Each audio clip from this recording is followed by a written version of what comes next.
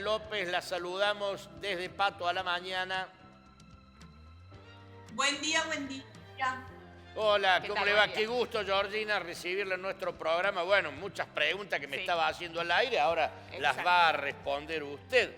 Acá tengo una noticia que me dice que en el precio de medicamentos hubo aumentos de hasta el 68% en lo que va del año. Y yo me preguntaba al aire, ¿por qué semejante número? Si primero la inflación no da ese número y en segundo lugar, a nadie de nosotros, posiblemente usted también, le hayan aumentado el salario el 68% para que pueda ir al ritmo de los remedios. ¿Me puede contar qué sucede? Eso se refiere a casos puntuales y en el tema de precio de medicamentos tenemos que tener en cuenta precisamente eso, porque si vemos el precio promedio de aumento de todos los medicamentos acompañó a la inflación.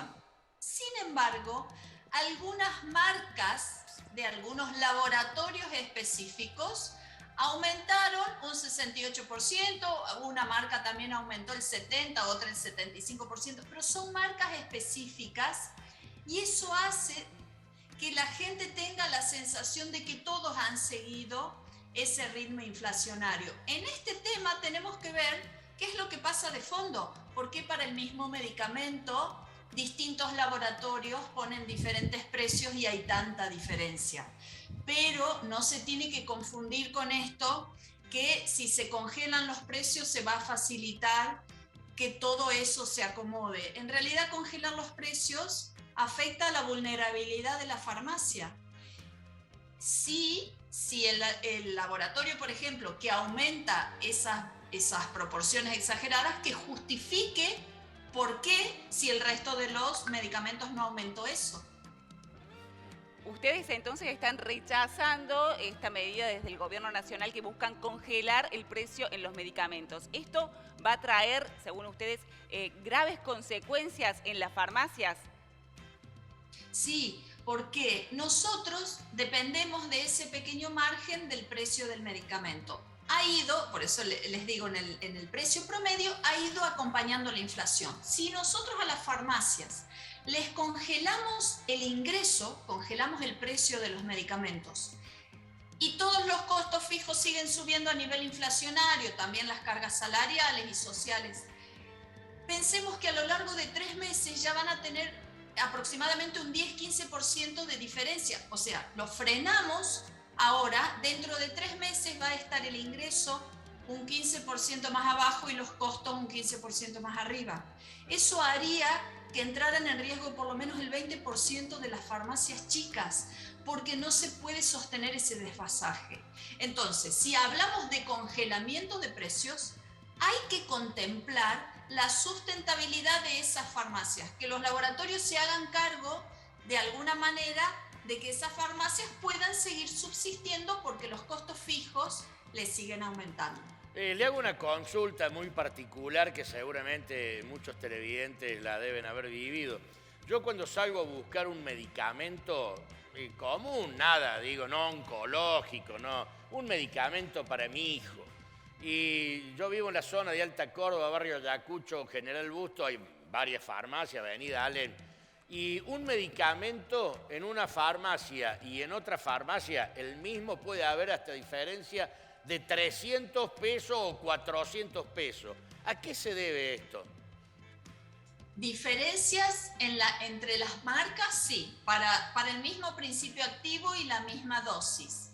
Después tenemos otro problema que tienen los laboratorios, que a algunas farmacias le hacen algunas condiciones especiales, pero también son casos puntuales. Entonces, veamos bien qué pasa y cómo está distribuido esto del componente del precio final del medicamento, porque la farmacia lo recibe de la droguería a determinado precio y tiene que venderlo a determinado precio porque eso también lo fija la industria farmacéutica, salvo algunas cuestiones como bonos o recetarios con los que se puede hacer un descuento, pero esos recetarios tienen que ser avalados por una prescripción de un médico.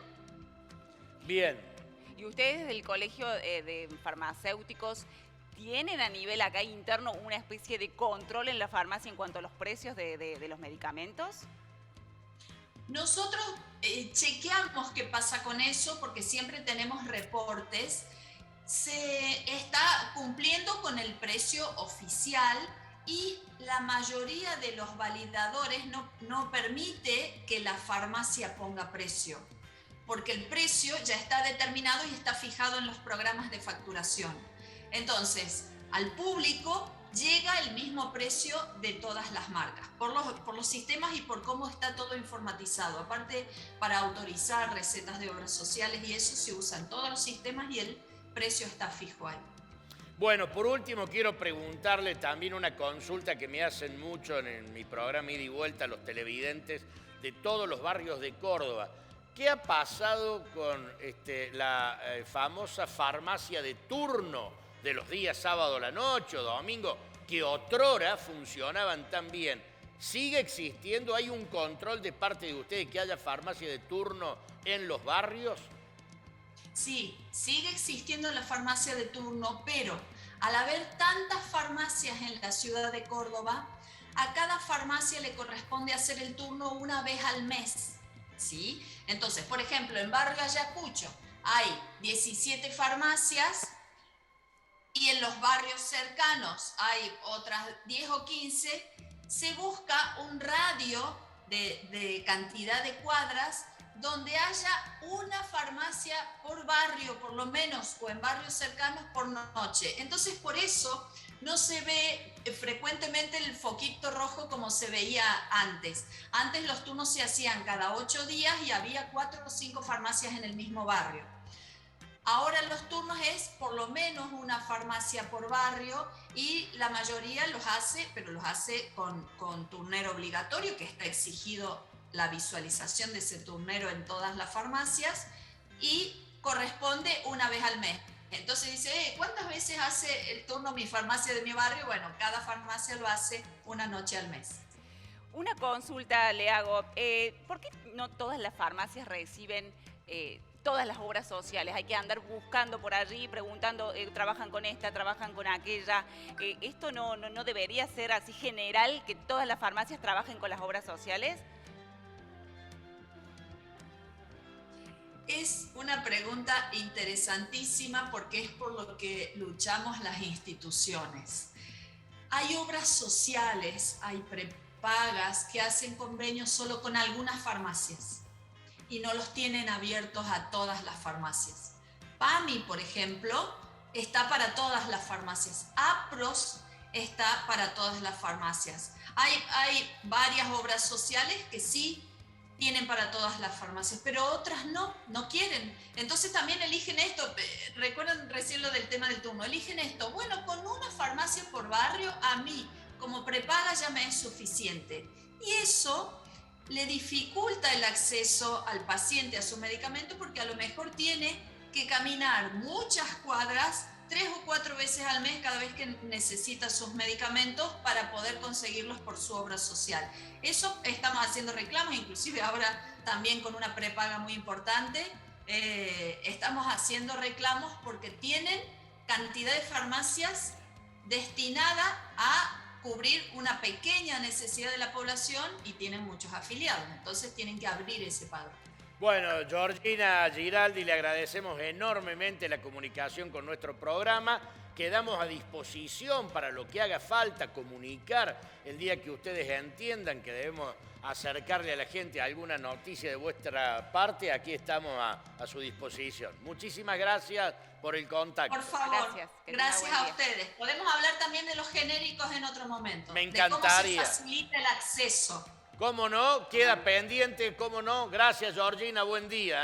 Gracias claro, a ustedes. Gracias. Muy atenta, muy amable la señora, respondió todo. Bueno, usted verá en su barrio qué pasa, cómo andan las farmacias. Yo salgo a recorrer farmacias buscando precios, le digo la verdad.